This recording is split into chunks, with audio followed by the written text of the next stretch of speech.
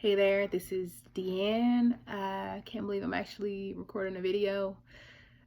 This is totally not normal for me, but I figure now is a good time to do it. I've been putting it off for a long time. I've literally been trying to make this video for about a month now, a little over a month, and every time it came down to do it, I would talk myself out of it. And there's a reason behind that, and that's kind of what I'm going to discuss today. So I want to talk about social anxiety, because I feel like growing up, I've never seen anybody like that looks like me talk about it. So I think that maybe if I make a video about it, somebody else might see it and, maybe can kind of relate, and, feel like, hey, I went through this. I went through that too, and I've felt like this before, but I never really knew like why I was feeling like this or if it was normal. So what I'm gonna do is just go over some of the things that I have dealt with over the last maybe it's been a long time, maybe I don't know, maybe 15 plus years, I'll say, but at least 15 plus years. So just some of the symptoms, the things that make me fearful when it comes to being social and stuff like that. And a lot of people would probably be surprised to even be hearing my voice right now, because that's literally how bad it was at one point. So basically what made me, another reason, that I wanted to make this video is because I'm just tired of letting my quietness define who I am. I've always been known as a quiet girl or shy, but in reality, with people that know me, really, really know me, or that I open up to or I feel comfortable around, they know that that's really not who I am. But social anxiety is something that's really held me back a lot in life. And so it really wanted to do this video stemmed from, I would say about a month ago, at my sister's wedding. I had to give, I was the matron of honor, and I had to give a speech at the reception. And I was really nervous about it at first. I prepped for it. Really didn't even prep for it that much, but I literally wrote the speech a couple of days before the wedding. And so writing is definitely one of my passions. So I don't even know if I will ever make another video again, because I would probably just go to writing. But I need to this is something that I need to do for myself, just to break that wall down for me and open up it's just something I'm trying to open up within myself, and just showing myself that I can do this, actually. So I gave the speech at the wedding, and everybody loved it. And days after the wedding, people were just telling me how good I did, and they couldn't believe that I was actually up there talking and stuff like that. And it made me feel good, because I'm in my head, I'm yeah, that's really how I am, or how I want people to see me on a regular. But it's just not, because social anxiety.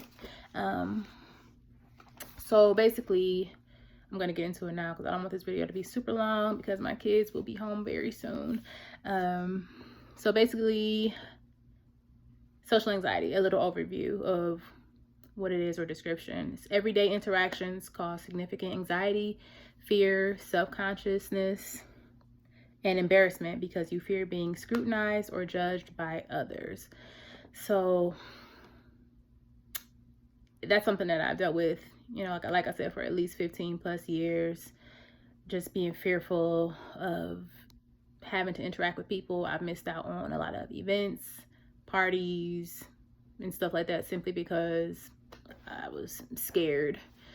And people might think that that's silly, but it's really a real thing, and it can be really, traumatize you and make you just want to stay in a house, not go anywhere. So some emotional and behavioral symptoms, and I'll just go through each one and, you know, give you a description of how I, you know, had these symptoms throughout life, and like just give you an example basically. So the first one will be a fear of situations in which you may be judged.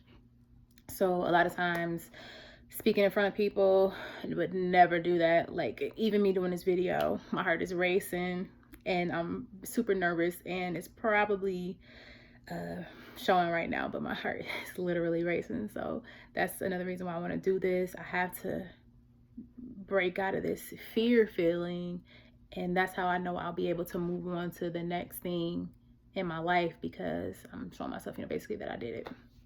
So the next one will be worrying about embarrassing or humiliating yourself. So that is something that was like a constant. Sometimes I would just avoid walking in front of people because I would be afraid that I was going to trip. Or sometimes I would not go to like a store that I've never been to before, because I would be worried that I would open the door wrong, or like it says pull and then I push or something like that. It's like little silly stuff like that that people do every day and laugh at. Like it would really bother me like a lot. Then the next one is intense fear of interacting or talking to strangers. Intense fear, super intense, and not even just strangers, even like people in my family I would be fearful of talking to. Why, I don't even know, you know, but it's really I would avoid going over to people's houses. I would not go to parties, especially like if my brother and sister were not there, or my mom or dad or my kids. Heck no, I would not go at all, because it was always a fear of me having to carry a conversation or keep a conversation going.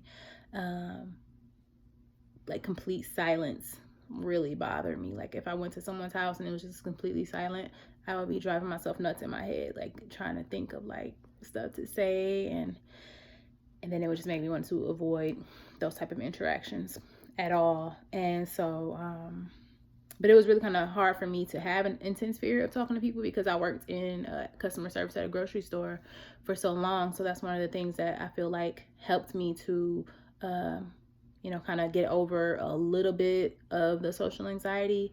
And I was able to build relationships with, you know, coworkers and even like with my regular customers. So I feel like the talking to strangers, it got better once I, you know, became more comfortable working with people I didn't know and I had to talk to them. It made me open up a little bit more, and people started to see somewhat of a different side of me. So that definitely helped out a lot. So next I would say avoiding doing things or speaking to people out of fear of embarrassment. So that kind of goes back to, you know, being afraid of walking in front of people or falling downstairs. Opening the door the complete wrong way. So I would do anything I could to avoid situations like that. You know, I would always go to stores that I was familiar with, even if it was like far away. I'm making that drive because I'm familiar with the store, and I know I probably won't do anything that would, you know, make people like laugh at me. And I've had experiences like that where people laughed at me, and I kind of think that is, you know, maybe what kind of triggered this a little bit, and I'm gonna go over that a little bit more in a little bit. And so the next one is, you know, spending time after social interactions, analyzing performance, and identifying flaws. So there have been a lot of times where I, you know, was out and might have seen somebody that I, you know, recognize, and we have a conversation, and after it's over, days, I'm like thinking about that interaction, and oh, like that was so stupid what I said. Like, why did I say that? Or I would ask my husband, you know, like, do you think it was weird if I said this or that? And he would always be like, no, like, no, it's not, you know. So I would just always need some kind of confirmation that what I said in the conversation was okay, like whatever that means, you know. But I would just literally pick the conversation apart and, you know, trying to find flaws within the conversation. And even through text messages, not even in person, it would take me so long to even hit send, because I'm trying to organize the message to sound a certain way so I don't sound silly or extra or make the conversation seem forced. So now these are some typical things that people with social anxiety do or they avoid, or things that make them extremely fearful, and they'll avoid doing these things. So the next one would be the first one would be avoiding common social situations, such as, attending parties or social gatherings. I remember when I was in college, I went to Clark Atlanta for 1 year, and they had this big event, and Ludacris was there. I think MTV was filming or something like that. And I did not go at all because I knew that I was going to be, by myself. I didn't have any friends. I had a boyfriend there, but he was like a year ahead of me. So it wasn't an event for him. It was for freshmen. And so I decided at the last minute, like, you know what, I'm just going to go. I went, and it was over with, and everybody was leaving and stuff like that. So I've always avoided parties and social gatherings. Like I said, if my brother and sister weren't there, I would not feel comfortable going. And it's kind of funny because both of them have now moved away, and they were kind of like my safe space at gatherings and parties.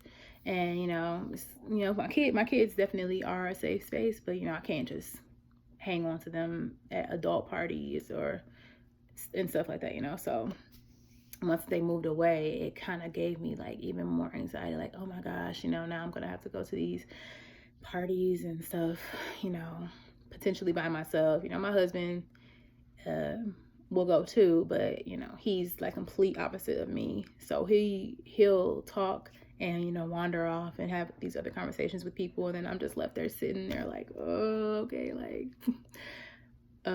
just looking weird, So so parties and social gatherings, I've even gotten like people have even stopped like inviting me to like parties and gatherings and stuff like that. And because they think like, oh well, I honestly feel like people think that I'm like stuck up or like a bee, but that's really not me. It's really social anxiety that causes me to avoid these situations. And I'm not saying like I want people to start inviting me to all these parties and stuff like that, simply because I'm saying that because I still do like being in the house. But I don't know, I guess maybe just even still extending the invitation is a nice thing, but it doesn't hurt me or anything like that. I'm used to it by now. So yeah, that's something that I definitely avoid. Okay, and then going to work or school, I would never avoid going to work because I liked making money too much. But school, I definitely did avoid going to classes. Not Clark Atlanta, because those classes cost too much to miss. But when I went to UWM, I skipped out on a lot of classes. My grades suffered a little bit, and eventually I transitioned into doing online classes, which was a lot better for me. I didn't have to worry about being called on by a professor, or simply even walking into the classroom and all eyes being on me. I hated that. And so that was a big reason why I would avoid going to classes, and eventually just started taking online classes. So another thing that we avoid would be starting conversation. Me starting a conversation, like, never happens. A lot of the times I would even see people like out that I know, like even like family members sometimes, and I would try my best to avoid them because I was worried about starting a conversation. And later on, sometimes I would hear like, oh, I would hear people say like, oh well, she didn't even speak, like she acting funny or funny acting. But that really is not the case. Like, I literally don't like speaking to people out in public unless like we actually like just literally like almost bump into each other. I'm like, oh, hey, or whatever. But yeah, starting conversations, that's like sweating bullets type of situation that I would try to avoid at all costs, unless it was something that I'm comfortable talking about, like fitness and dogs and my kids and stuff like that. Then I'm fine with it. But other than that, it would just be totally awkward. And so another one is entering a room with people I already see. I kind of touched on that when I said, I would avoid going to class because I'd be afraid to walk in front of everybody in the classroom. Sometimes I would just look in the class. I'm like, I'm not going in there. It sounds really crazy, but that was literally my life for a very long time. And then the last one is eating in front of people. There are certain foods that I hate eating in front of people, and I know some people probably feel this way that don't have social anxiety, but I would literally avoid ordering a food that I wanted because I'm like, there's so many people in here, and I eat weird sometimes. Even like my siblings make fun of me, like the way I drink out of a cup, and maybe that gave me some kind of a complex. I don't know, but we laugh about it now. But like chicken wings, no, I'm not eating chicken wings. I mean, now I will, but a few years ago, nah, I wouldn't do that. And so, and then some of the causes, inherited traits. I'm not really sure if my parents dealt with, anxiety or social anxiety. My dad is kind of quiet, but he'll have a conversation, but it's something that we never really discussed. So I don't really know if it's something that is inherited. My brother and sister are fairly outgoing people. They're introverts, but they're very friendly, I would say, in my opinion. Maybe not my brother so much, but my sister definitely is like the bubbly, everybody loves her, but little do they know that I'm really the nice one. So then another one would be the brain structure. I'm not really sure too much about how that would affect me because I never really done any research on that or my brain structure for that matter. And then the last one is, environment. So like a learned behavior. And that is the one that I feel like really is what developed this anxiety within me. Like I said, I had experiences where people laughed at me. I had a situation in middle school. I was riding an after school bus for the first time. I was on a basketball team and I wrote down the wrong bus stop, not knowing, which one to write. And so the lady basically put me on blast in front of everybody, yelling my name. And she's completely said my name wrong. She called me Dean. And I was so scared to go to the front of the bus because I'm like, oh my God, everybody's going to be looking at me, everybody. And eventually I was like, just let me go. So she'll just be quiet. And I went to the front and she, yelled at me, and I just kind of put my head down and walked back to my seat.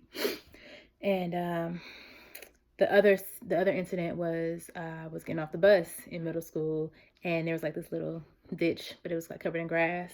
And as soon as I stepped into it, I fell, and the people behind me like kind of felt like on top of me, and everybody was laughing. I just like slowly got up and like gave everybody on the bus the finger, and I limped all the way to my grandma's house, and my brother still makes fun of me because when I walked up, like my sister like instantly knew something was wrong with me. I was holding back tears, and my ankle I did sprain my ankle, like for sure. It was definitely swollen the next day. But yeah, it's just that feeling of having people laugh at you or make fun of you or being embarrassed in public. It's something that will definitely cause you to not want any attention on you. And so I do think that, it was something that was a learned behavior. And I was never really taught how to deal with situations like that. So I just kind of like held it in. And eventually, it just got worse and worse over time. And so some of the complications of social anxiety would be, low self-esteem, which is something that I struggle with.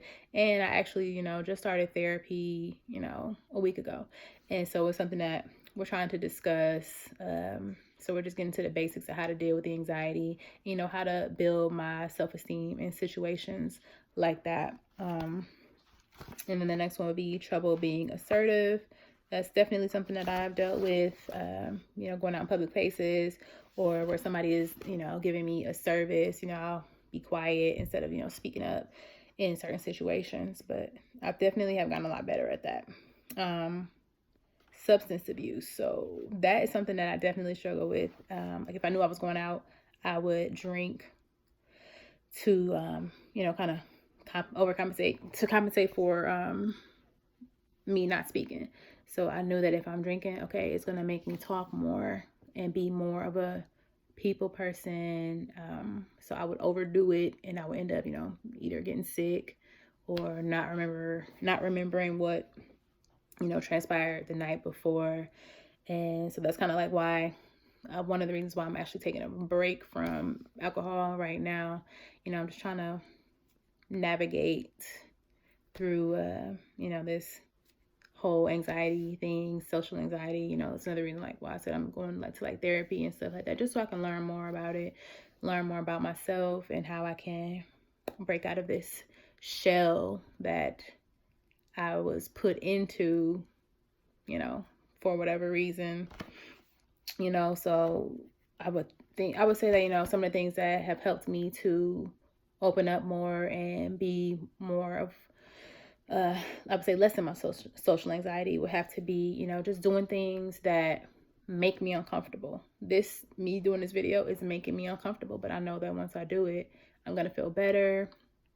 And then maybe if I decide to do another video, maybe I won't be so nervous about it. And so, you know, I also started going to different stores. You know, I mentioned that I would go to the same store even if it was far away. I started going to stores that I wasn't familiar with, you know, just to try to break that feeling of being comfortable. Like I definitely had gotten to a point where I was just too comfortable with too many things in my life. And, you know, now I'm ready to be uncomfortable because I know that's the only way that I'm going to grow as a person. I have to do things that make me uncomfortable. And so that's one of the things that I started to do.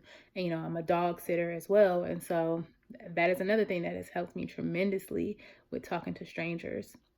You know, I have to have meet and greets with these people. And so when I meet them, I have to have conversations. I have to ask them questions. And, you know, they ask me questions. And as time went on, you know, I've been doing it for like almost a year and a half. I've just gotten better and better and better and better at it. You know, like you wouldn't even know that I struggle with having conversations with people. You know, it's really has helped me out a lot. And that was one of the things that I wasn't really expecting to happen. You know, by you know, being just, you know, a dog sitter. So yeah, like it has helped me out tremendously. And I'm trying to think of anything else that might have, you know, helped me along my journey in dealing with social anxiety. So yeah, like I said, you know, just doing things that make me uncomfortable. And you feel so much better after you do it. Like it's like a weight is lifted off of your shoulders. And another thing I would have to say that I need to work on is eye contact. Like I'm pretty sure in this video, I barely even looked at this camera, but I'm working on it. So please bear with me. Like I said, if I decide to make another video, I'm sure to get better over time. I didn't even set up my equipment for this video because I knew that I would talk myself out of it if I did that. So yeah, that's all I have to say about social anxiety. I hope people have a better understanding of me and, you know, my struggles in dealing with it, and, you know, realizing that I'm not really just a quiet girl by choice. I'm really not. I actually do talk, and I actually think I'm pretty funny, and I think I have a few people that might agree with that as well. But yeah, that's all I have to say, and until next time, bye-bye.